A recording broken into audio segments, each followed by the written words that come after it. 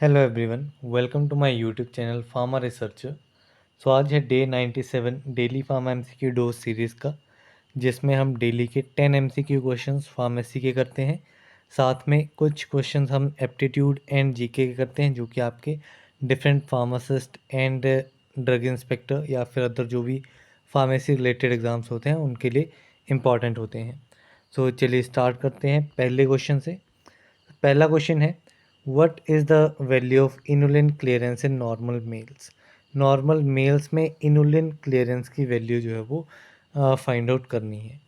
तो inulin clearance की value normal males में आपकी रहती है 124.5 plus minus 9.7 ml per minute. ये आपकी वैल्यू होती है मेल्स के केस में।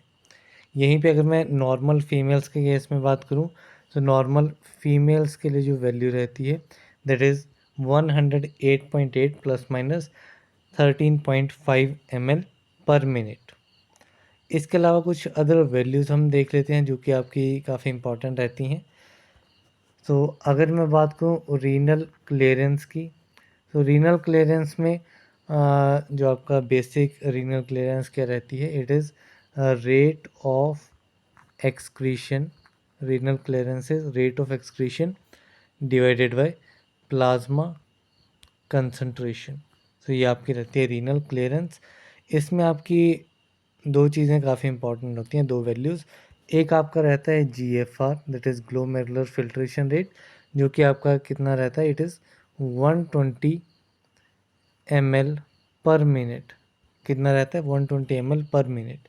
दूसरा आपका रहता है रीनल ब्लड फ्लो। तो रीनल ब्लड फ्लो की वैल्यू कितनी रहती है, it is 650 ml per minute. तो ये इसकी डिफरेंट जो है वो वैल्यूज़ रहती हैं। इसके अलावा अगर मैं रीनल क्लियरेंस के अलावा बात करूँ क्रेटिनिन क्लियरेंस की, तो क्रेटिनिन क्लियरेंस की जो नॉर्मल मेल्स में वैल्यू रहती है, मेल्स में कितनी वैल्यू रहती है, तो मेल्स के केस में क्रेटिनिन की जो नॉर्मल वैल्यू रहती है that is 117 plus minus 20 ml per minute. यहीं पे अगर मैं नॉर्मल फीमेल्स की बात करूँ, नॉर्मल फीमेल्स में क्रेटिनिन क्लियरेंस की वैल्यू क्या रहती है, so it is 108 plus minus 20 ml per minute. तो ये इसमें इसकी वैल्यू रहती है। तो यहाँ पे ये कुछ इंपॉर्टेंट वैल्यूज़ हैं, काफ़ी इंपॉर्टेंट रहती हैं एग्जामिनेशन पॉइंट ऑफ व्यू से। नेक्स्ट क्वेश्चन है, according to ICH guidelines Q9 refers to. तो ICH गाइडलाइंस क्या रहती हैं, ICH guidelines is international conference on harmonisation. तो इसमें जो गाइडलाइंस रहती हैं वो बेसिकली 4 मेन कैटेगरीज में डिवाइड होती हैं, Q, S, E and M में। Q क्या होता है, Q is quality, S is safety, E is efficacy and M is multi disciplinary. तो ये 4 मेन ब्रॉड कैटेगरीज होती हैं, इसी के अंडर सब क्लासिफिकेशन आती है। इसमें जो Q कैटेगरी है, Q इज़ फॉर क्वालिटी, जिसमें आपके मैन्युफैक्चरिंग क्वालिटी एश्योरेंस के रिगार्डिंग टॉपिक्स रहते हैं। तो इसमें आपकी टोटल 11 क्वालिटी गाइडलाइंस रहती हैं, जिसमें से जो Q9 गाइडलाइंस है वो किसके लिए रहती है, it is regarding the quality risk management. So इसमें आपका ऑप्शन सी जो है वो करेक्ट आंसर रहेगा। बाकी Q1 से Q11 तक हम देख लेते हैं। सो Q1 जो है, Q1 गाइडलाइन किसके लिए रहती है, Q1 is for stability testing. ठीक, Q1 किसके लिए, it is for stability testing. Then आती है आपकी Q2 guidelines, Q2 is for analytical method validation, इसके लिए रहती है। देन आती है आपकी Q3 गाइडलाइंस, Q3 गाइडलाइंस जो है वो इम्प्योरिटी टेस्टिंग के लिए, किसके लिए, इम्प्योरिटी टेस्टिंग के लिए रहती है। देन आती है आपकी Q4 इज़ फॉर फार्माकोपियाज के लिए आपकी Q4 गाइडलाइंस रहती हैं। देन आती हैं आपकी Q5 गाइडलाइंस। तो Q5 गाइडलाइंस जो हैं वो आपकी रहती हैं क्वालिटी ऑफ बायोटेक्नोलॉजिकल प्रोडक्ट्स के लिए जो क्वालिटी गाइडलाइंस रहती हैं वो आती हैं आपकी Q5 में। जबकि अगर मैं Q6 की बात करूं, तो Q6 जो है उसमें आपकी स्पेसिफिकेशंस आती हैं, किसी भी जो भी नया ड्रग सब्सटेंस या प्रोडक्ट्स रहते हैं उसके लिए स्पेसिफिकेशन जो है वो Q6 गाइडलाइंस में दी गई हैं। देन आती है आपकी Q7। Q7 जो है it is regarding the good manufacturing practice. Then आती है आपकी Q8। Q8 इज़ वो फार्मास्यूटिकल डेवलपमेंट। Q9 हमने क्वेश्चन में देख लिया, it is quality risk management. Q10 कौन सी होती है? Q10 is pharmaceutical quality system. Then last आपकी रहती है Q11 जो कि आपकी रहती है डेवलपमेंट के लिए, ठीक है, डेवलपमेंट और मैन्युफैक्चरिंग के लिए, डेवलपमेंट एंड मैन्युफैक्चरिंग के लिए किस चीज़ की? ड्रग सब्सटेंस की, ठीक है, ड्रग सब्सटेंस की डेवलपमेंट एंड मैन्युफैक्चरिंग जो है वो आपकी Q11 गाइडलाइंस रहती हैं ICH की। तो ये डिफरेंट आपकी क्वालिटी गाइडलाइंस है। इसमें मोस्टली आपका Q9 के ऊपर पूछा जाता है या GMP के लिए ऊपर पूछा जाता है जो कि Q7 है, and quality system that is Q10। तो ये कुछ इम्पॉर्टेंट हैं जो कि याद करना काफ़ी इम्पॉर्टेंट हो जाता है, बाकी 11 के 11 जो हैं वो आपको पता होने चाहिए। नेक्स्ट क्वेश्चन है which of the following is irreversible carbamate anticholinesterase. Irreversible पूछा गया है और कार्बामेट एंटीकोलिनेस्ट्रेज पूछा गया है। तो इरिवर्सिबल कार्बामेट एंटीकोलिनेस्ट्रेज जो है उसमें आता है आपका कार्बारिल एंड प्रोपोक्सल। तो इसमें आपका ऑप्शन सी जो है वो करेक्ट आंसर रहेगा। तो जो आपके बेसिकली एंटीकोलिनेस्ट्रेजेस होते हैं वो दो मेन कैटेगरीज में डिवाइड होते हैं, एक आपके रिवर्सिबल, दूसरे आपके इरिवर्सिबल। तो इन दोनों में फर्दर सब कैटेगरीज आती हैं। सबसे पहले रिवर्सिबल की बात करें तो रिवर्सिबल एंटीकोलिनेस्ट्रेजेस में फर्स्ट क्लास इसमें आती है आपकी कार्बामेट्स की जिसमें आपका फिजोस्टिगमिन आ जाता है, फिजोस्टिगमिन इसमें आ जाता है। Then neostigmine, pyridostigmine, edrophonium, rivastigmine, donepezil, galantamine. तो ये डिफरेंट ड्रग्स जो हैं वो आपके कार्बामेट रिवर्सिबल एंटीकोलिनेस्ट्रेजेस में आते हैं। दूसरी इसी में क्लास आती है एक्रेडिन क्लास। एक्रेडिन क्लास का एग्जांपल है टेक्रिन। एक्रेडिन क्लास का एग्जांपल क्या है? It is टेक्रिन।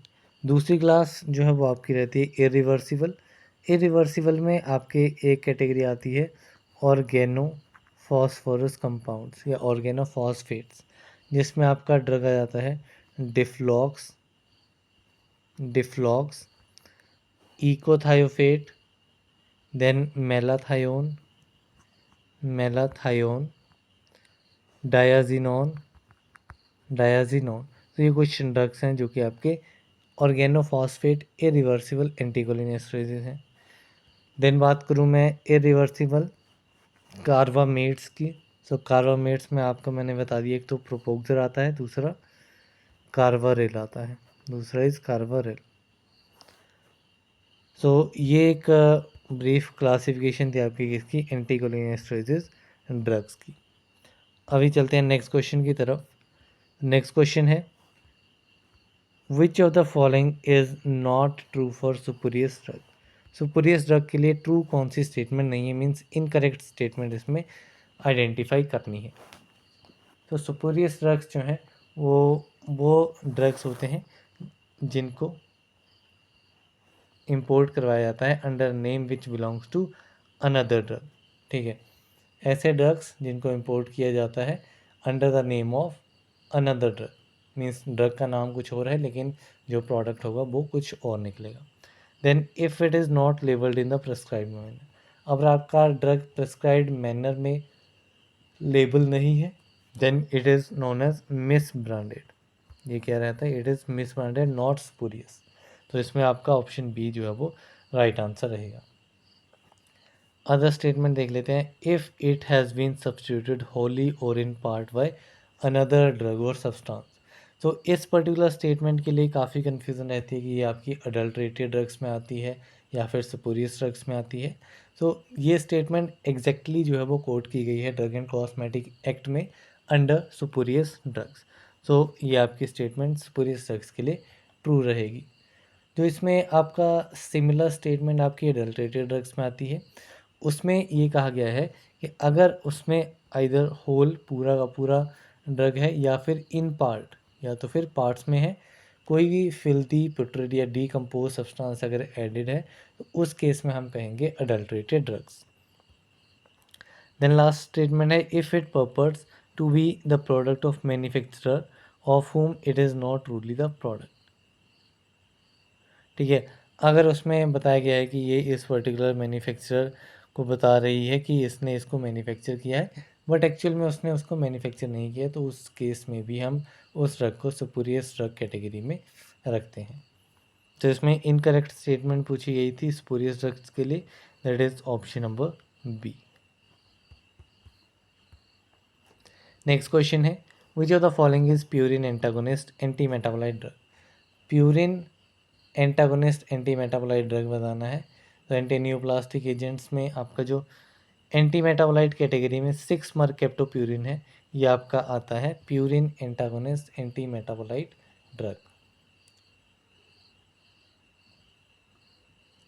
इसके अलावा अदर कैटेगरीज की मैं बात करूं एंटी मेटाबोलाइट्स में ही, तो इसमें एक कैटेगरी आपकी आती है फोलेट एंटागोनिस्ट। कौन सी रहती है? Folate antagonist. ये भी आपकी काफ़ी इंपॉर्टेंट कैटेगरी है। तो फोलेट में आपका ड्रग कौन सा आता है? Folate will contain the drug methotrexate. इसमें कौन सा ड्रग आता है? मीथोट्रेक्सिट।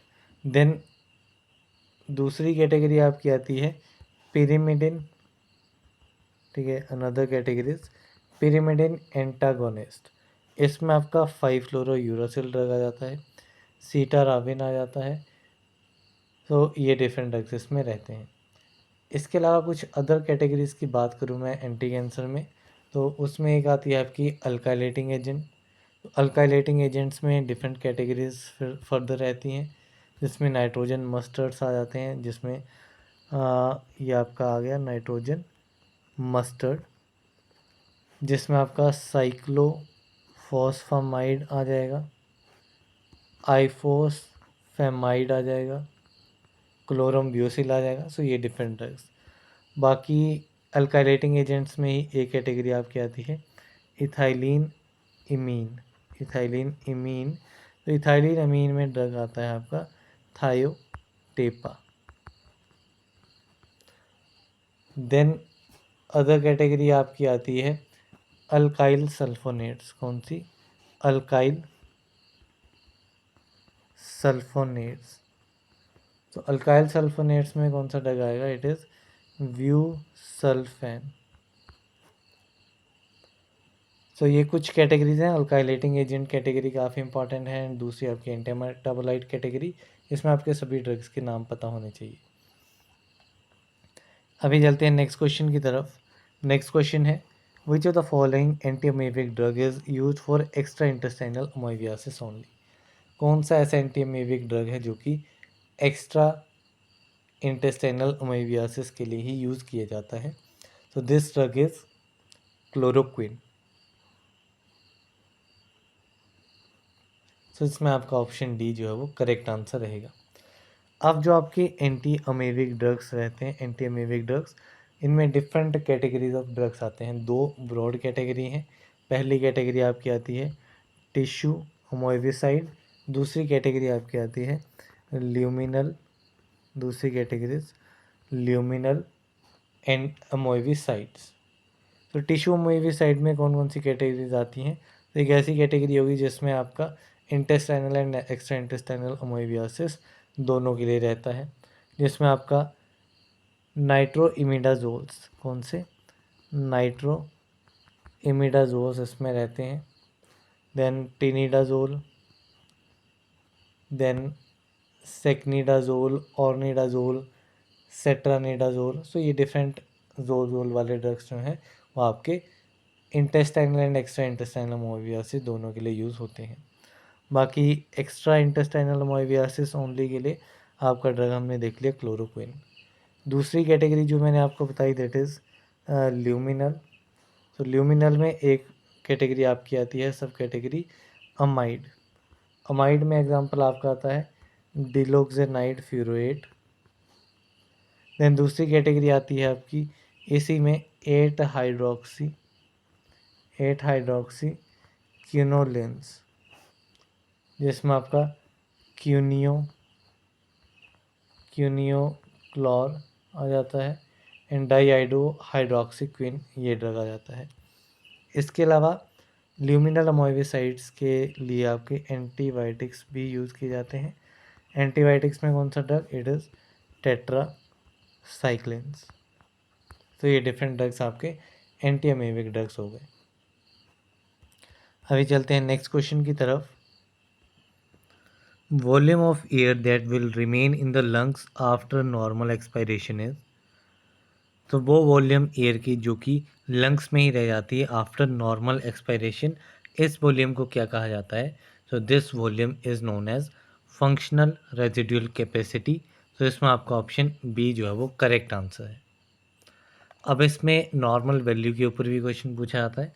तो फंक्शनल रेजिडुअल कैपेसिटी के लिए जो नॉर्मल वैल्यू रहती है दैट इज़ 2400 ml। कितनी रहती है? 2400 ml। इसके अलावा अगर मैं एक्सपायरेटरी रिजर्व वॉल्यूम की बात करूं, तो एक्सपायरेटरी रिजर्व वॉल्यूम एयर की वो क्वांटिटी होती है जो कि फोर्सफुली एक्सपायर की जाती है, बाहर निकाली जाती है आफ्टर नॉर्मल टाइडल एक्सपिरेशन। इसमें आपकी कितनी वैल्यू रहती है? तो इसमें आपकी 1200 ml जो है वो इसकी क्वांटिटी रहती है। देन बात करूं वाइटल कैपेसिटी की, तो वाइटल कैपेसिटी क्या होती है? तो ये वो मैक्सिमम क्वांटिटी होती है एयर की जो कि आपकी लंग्स से out and into the lungs जो है वो मूव करती है। इसमें भी आपकी जो वैल्यू है वो आपको याद रखनी है 4500 से लेकर के 5000 ml तक। तो ये 5000 या 5500 ml तक, तो ये आपकी होती है वाइटल कैपेसिटी। देन बात करूँ इंस्पिरेटरी कैपेसिटी की, तो इंस्पिरेटरी कैपेसिटी वो क्वांटिटी होती है एयर की जो कि फोर्सफुली इंस्पायर की जाती है, ठीक है, नॉर्मल टाइडल एक्सपिरेशन के दौरान। तो ये आपकी होती है इंस्पायरेटरी कैपेसिटी एंड इसकी वॉल्यूम कितनी होती है? So volume is 3000 ml। अभी चलते हैं नेक्स्ट क्वेश्चन की तरफ। नेक्स्ट क्वेश्चन है विच digestive enzyme is produce in the salivary gland and the pancreas. कौन सा डाइजेस्टिव एंजाइम जो है वो प्रोड्यूस होता है कहाँ पे? सलाइवरी ग्लैंड्स में और पेनक्रियास दोनों में ही, ठीक, सलाइवरी ग्लैंड में भी और पेनक्रियास में भी डाइजेस्टिव एंजाइम कौन सा है? तो this digestive enzyme is amylase. So इसमें आपका ऑप्शन बी इज करेक्ट। ये आपका सलाइवरी ग्लैंड में भी होगा एंड पेनक्रियास में भी होगा।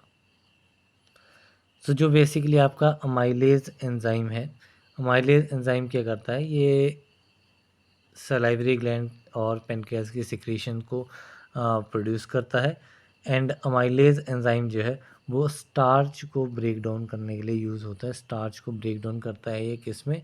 शुगर में। देन दूसरा आता है आपका पेटाइलिन। तो पेटाइलिन एंजाइम क्या है? पेटाइलिन जो है वो आपके सलाइवा में, सिर्फ सलाइवा में ही पाए जाते हैं। देन बात करूँ पेप्सिन की, तो पेप्सिन जो है it is a stomach enzyme. ये क्या है? It is a stomach enzyme जो कि आपका प्रोटीन्स की डाइजेशन के लिए यूज़ होता है, which is used in the digestion of proteins. Then बात करूँ लाइपेज एंजाइम की, तो लाइपेज एंजाइम एक ऐसा एंजाइम है जो कि यूज़ किया जाता है किसको? फैट को ब्रेक डाउन करने के लिए, ताकि वो इंटेस्टाइन में ईजिली अब्जॉर्ब हो जाए। देन चलते हैं नेक्स्ट क्वेश्चन की तरफ। तो नेक्स्ट क्वेश्चन है gall bladder is located in. So gall bladder कहाँ पे लोकेटेड है? सो गॉल ब्लैडर जो है वो बेसिकली आपका जो मेनली आपका राइट हाइपोकॉन्ड्रियक में पाया जाता है, ठीक है। मेजरली गॉल ब्लैडर जो है वो राइट हाइपोकॉन्ड्रियक रीजन में पाया जाता है, लेकिन इसके अलावा इसका कुछ पार्ट जो है वो आपका राइट लंबर में भी प्रेजेंट है। किसमें? राइट लंबर में भी प्रेजेंट है। So according to the options आपका जो करेक्ट आंसर रहेगा that is option number B, right lumbar region is the location where gall bladder is there. इसके अलावा कुछ अदर साइट्स रहती हैं जो कि आपकी इम्पॉर्टेंट होती हैं। वहाँ पे कौन कौन सी चीज़ें पाई जाती हैं? तो एक आपकी साइट आती है एपीगैस्ट्रिक रीजन कौन सा है? एपीगैस्ट्रिक रीजन यहाँ पे आपका स्टमक आ जाता है, लीवर आ जाता है, पेनक्रियाज आ जाता है, देन ड्यूडेनम आ जाता है। सो ऐसे कुछ आपके पर्टिकुलर रीजन हैं एंड उनमें कौन कौन से ऑर्गन्स जो हैं वो पाए जाते हैं।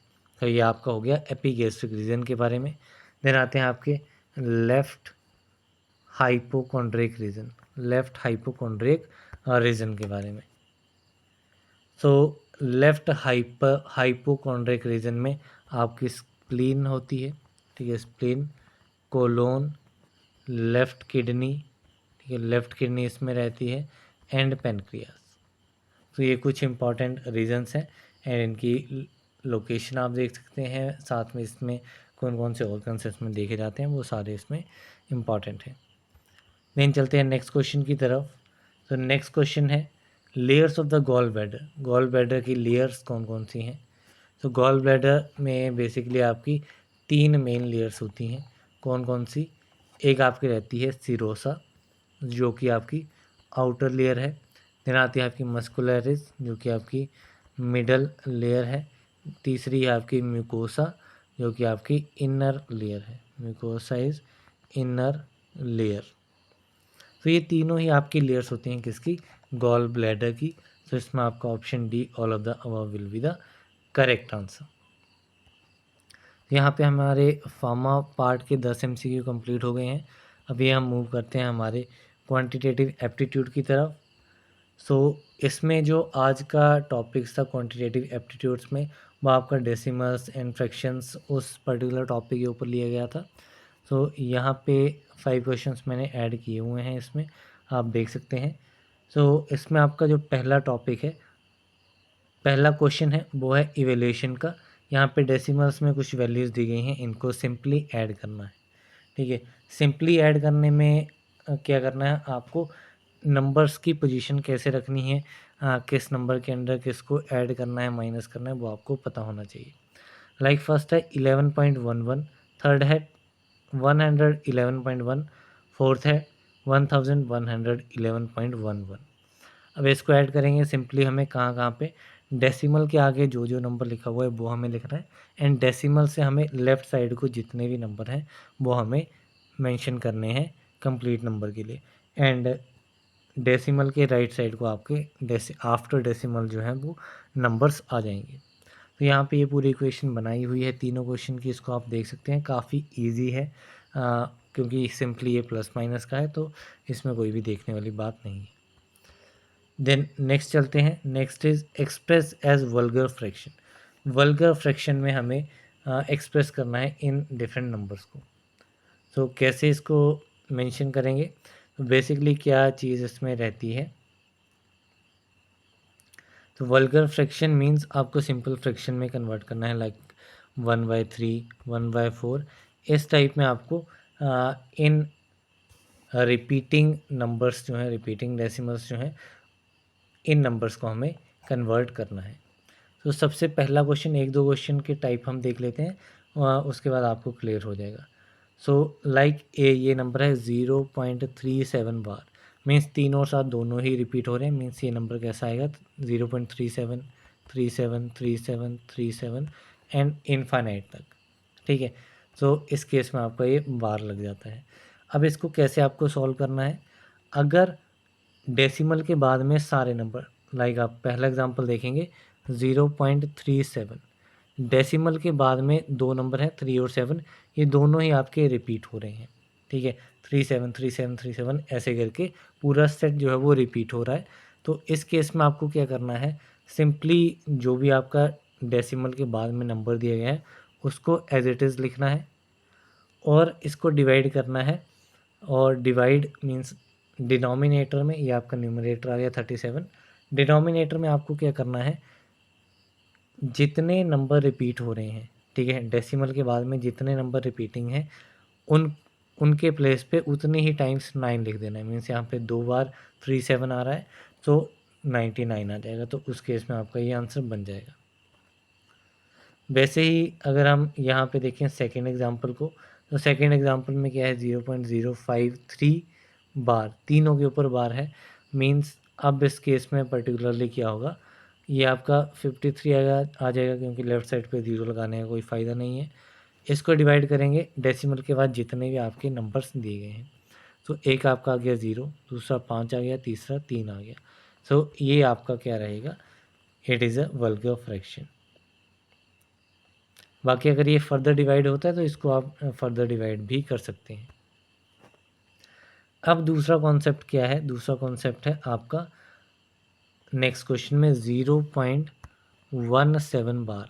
अब इसमें 1 पे बार नहीं है, सिर्फ 7 पे बार है। इसका मीनिंग क्या हुआ, 0.177777 इन्फिनाइट तक, इस टाइप से ये नंबर रहेगा। अब इसको ठीक करने की क्या अप्रोच है, तो इसमें आपको सिंपली क्या करना है, सिमिलर ही है पिछले वाले की तरह पे, अगर नॉन रिपीटिंग नहीं है तो इस केस में आपको वो गिवन नंबर लिखना है। गिवन नंबर में से आपको वो नंबर जो है वो माइनस करना है जो कि आपका नॉन रिपीटिंग है। लाइक 0.17 में 1 जो है वो नॉन रिपीटिंग है, तो इसमें से 1 को माइनस करेंगे और डिवाइड में आप क्या करेंगे, डिवाइड में आपका आ जाएगा एक 9 आ जाएगा। ठीक है, इस पर्टिकुलर नंबर की जगह पे जिसके ऊपर बार लगा है उसके जगह पे 9 आ जाएगा। जितने भी नंबर पे बार लगा हो उतने 9 आ जाएंगे। यहाँ पे सिर्फ एक नंबर पे था तो 9 आ गया। एंड इससे पहले कितने नंबर हैं जो कि रिपीट नहीं हो रहे हैं, तो वो आपका कौन सा रहेगा, 1। सो 1 इसमें सिर्फ एक बार ही है तो एक ही 0 इसमें लगेगी। तो इसको सॉल्व करेंगे, it will be 16/19 and further इसको 2 से डिवाइड कर लो तो कुछ फर्दर और ब्रीफ आंसर जो है वो आपको मिलेगा। लाइक यहाँ पे दिया गया है 16/19 8 और 45, 8/45। तो ऐसे ही प्रकार से आप बाकी क्वेश्चन जो मैंने छोड़ दिए हैं वो आप प्रैक्टिस कर सकते हैं। देन नेक्स्ट क्वेश्चन है हमारा, if B by A is equal to 0.25 then what is the value of 2a minus B divided by 2a plus B whole plus 2/9। तो इस पर्टिकुलर केस में आपको सिंप्लीफिकेशन करनी है इक्वेशन की। यहाँ पे थोड़ी सी हम बोल सकते हैं कॉम्प्लेक्स इक्वेशन दी गई है, ये वाली। तो इसमें आपने क्या किया, आपने ए दोनों साइड से कॉमन निकाल लिया। ठीक है, ये क्या है 2a minus B divided by 2a plus B and इनको प्लस किया जा रहा है 2/9 से। तो इस पर्टिकुलर केस में आपका क्या होगा, अगर आप यहाँ दोनों साइड से a कॉमन निकालेंगे तो a से a कट जाएगा तो अंदर क्या बच जाएगा 2 minus B divided by A upon 2 plus B divided by,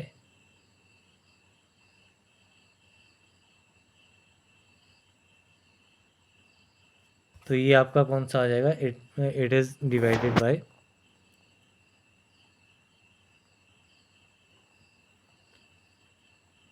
B by A. तो इस पर्टिकुलर केस में आप क्या करेंगे, सिंपल बी बाई ए की आपको वैल्यू दी गई है, आप सिंपली वैल्यू पुट करेंगे, यहाँ पे वैल्यूज़ पुट होगी एंड इस वे में आपका क्वेश्चन जो है वो काफ़ी इजी हो जाएगा एंड आपका फाइनल आंसर आ जाएगा 1। सो ये हमारे क्वांटिटेटिव एप्टीट्यूड के आज के 5 क्वेश्चन थे। इसके अलावा एक क्वेश्चन और है यहाँ पे सिंप्लीफाई का। सो इसमें अंडर रूट में दिया गया है 0.009 multiply by 0.036 multiply by 0.016 and 0.08 divide में है 0.002 मल्टीप्लाई बाय 0.0008 मल्टीप्लाई बाय 0.0002। अब यहाँ पे बेसिकली क्या कहा गया है कि अगर आप डेसिमल के बाद वाले नंबर्स देखेंगे तो ऊपर या नीचे आपके बराबर रहेंगे, मीन्स 11 ही ऊपर डेसिमल के बाद है, 11 ही नीचे डेसिमल के बाद में है। तो इस इक्वेशन को हम सिंपली नंबर अगर मेंशन कर देंगे 936 16 एंड 8 तो इस वे में भी इसको करेक्ट रहेगा क्योंकि डेसिमल जब हटेगा तो डिवाइड में आपका 100 1000 या 10,000 जो भी वैल्यू आएगी वो बनेगी एंड वो 1000 जो है वो एक दूसरे से कट जाएंगे। अब बेसिकली इसमें क्या होगा, यहाँ पे अंडर रूट आ गया, यहाँ पे आपका 9 into 36 into 16 into 8 divided by 2 into 8 into 2 ये रहेगा। अब आप 8 से 8 काट दो, 2 8 ज़ा 16 एंड 2 4 ज़ा 8। सो यहाँ पे क्या रहेगा 936 एंड 4, अंडर रूट में 936 एंड 4, तो यहाँ पे सिंपल इनको मल्टीप्लाई करने के बाद आएगा 1296। तो इस पर्टिकुलर केस में आपका क्या रहेगा, सो इसमें अगर आप पूरा नंबर ना लिखें, ऐसे ही कैलकुलेट करें, तो 9 का क्यूब स्क्वेयर रूट क्या रहेगा, इट इज़ 3, 36 का क्या रहेगा, इट इज़ 6 एंड 4 का क्या रहेगा 2। तो यहाँ पे आप आंसर फाइंड आउट कर लेंगे, इट विल बी 36। सो अभी ये हमारा एप्टीट्यूड का पार्ट हो गया, अभी हम जीके की तरफ चलेंगे। तो जीके में इंडियन हिस्ट्री ही है आज के लिए, जिसमें हम वैदिक पीरियड को आज डिस्कस करेंगे। तो वैदिक पीरियड में आपका ऋग्वैदिक पीरियड आएगा, जो कि 1500 से लेकर के 1000 BC के बीच में रहा है। अब जो वैदिक पीरियड है, इसमें वैदिक सिविलाइजेशन जो है वो स्टार्ट हुई थी with the migration of Aryan people in north western part of India. Then next बात करें, सो जो आर्यंस थे वो आपके सेमी नोमैडिक पेस्टोरल थे पीपल थे, जो कि ओरिजिनली बिलीव करते थे to have lived somewhere in the steppes. बाकी जो होल रीजन है इन विच आर्यंस जो थे वो फर्स्ट सेटल हुए थे इंडिया में, वो उसे कहा जाता है लैंड ऑफ 7 रिवर्स और सप्त सिंधावा। ठीक है, तो ये नाम इसमें आपको याद रखने हैं। इसके अलावा कुछ अदर इम्पॉर्टेंट चीज़ें हैं जो आप याद रख सकते हैं, that is the Dasharajna war battle of 10 kings. So इसमें आपका क्या है, ये बैटल जो है वो आपकी अगेंस्ट सुदास यानी कि भारत और किंग ऑफ त्रित्सुस, यहाँ पे इसने ये लड़ाई लड़ी थी, battle of 10 kings against Sudas. Then next पे चलते हैं। सो नेक्स्ट विल बी आपकी ऋग्वेदिक टर्म्स, कुछ ऋग्वेदिक टर्म्स हैं उनके मीनिंग दिए गए हैं। सो फर्स्ट टर्म है आपका दसायूज। दसायूज जो हैं वो आपका ओरिजिनल इनहेबिटेंट होते हैं इंडिया के। आयाज, आयाज मीन्स कॉपर और ब्रॉन्ज। वज्रपति और कल्पास जो है it is officer enjoying authority over large tract of the land. Then gramani आ जाता है, gramani is the head of village. And gavishti जो है it is fighting horses, search for cows wars और काउज। तो ये आपकी कुछ ऋग्वेदिक टर्म्स है। डायरेक्ट ऋग्वेदिक टर्म्स की डेफिनेशन के ऊपर भी क्वेश्चन बन जाता है। इसके अलावा नेक्स्ट हमारे पास हैं कुछ ऋग्वेदिक रिवर्स के नाम। मोस्ट इम्पॉर्टेंट ये टेबल आपका आ जाएगा, यहाँ पे ऋग्वेदिक रिवर्स के नाम दिए गए हैं। तो इंडस जो है, इंडस को कहा जाता है सिंधु। कुर्रम को कहा जाता है कुरुमु। झेलम को कहा जाता है बिटास्ता। चेनाब को कहा जाता है असिकनी। रवि जो है इट इज़ परुशिनी। ब्यास का नाम है आपका बिपास। सतलुज का नाम है सतुद्री। तो ये आपकी डिफरेंट रिवर्स हैं। इसके अलावा Gomati is known as Gomat, Gomal. And Saraswati is renamed as Saraswati. And Ghaggar is termed as Drishadvati. तो ये इसके करेक्ट ऑर्डर्स हैं। सो यहाँ पे ये आपकी बात हो गई रिवर्स एंड उनके ऋग्वेद में क्या क्या नाम्स दिए गए हैं। तो यहाँ पे आज के हमारे 10 MCQ क्वेश्चन भी कंप्लीट हुए। एप्टीट्यूड के भी क्वेश्चन हमने कवर कर लिए एंड जीके का एक स्मॉल सेक्शन जो है वो भी हमने एक बार रीडिंग कर ली है इसकी। So that's all for this video. मिलते हैं अगली वीडियो में, तब तक के लिए थैंक यू वेरी मच।